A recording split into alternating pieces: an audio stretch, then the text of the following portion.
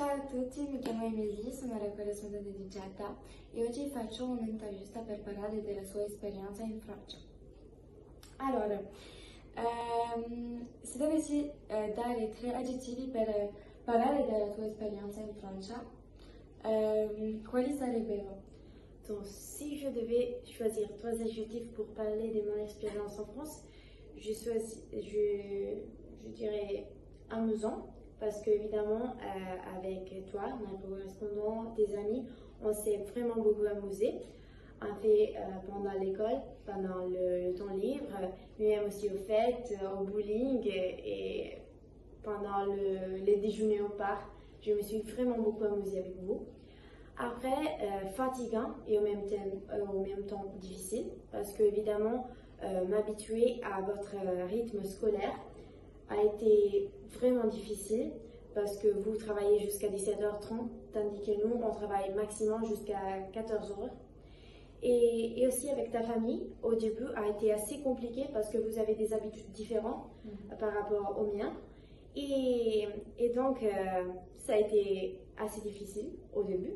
Mais après, je me suis sentie complètement entourée de votre amour, de l'amour de ta famille, de ta mère, de ton père, de ton frère, de ta soeur et de toi. Et enfin, utile, parce que évidemment, moi, j'ai appris beaucoup de mots nouveaux, des expressions, et j'ai appris plus de confiance à parler en français. Et donc, ça a été vraiment utile. Ok. Che cosa ti ha più giocato delle differenze tra Francia e Italia a livello scolastico? Donc, il y avait beaucoup de différences au niveau scolastique et scolaire.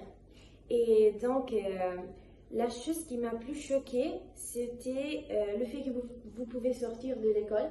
Par exemple, quand il n'y a pas un prof ou vous n'avez pas cours, vous pouvez sortir de l'école quand vous voulez, tandis que nous, on ne peut pas le faire, on doit signer un papier, et donc c'est assez différent.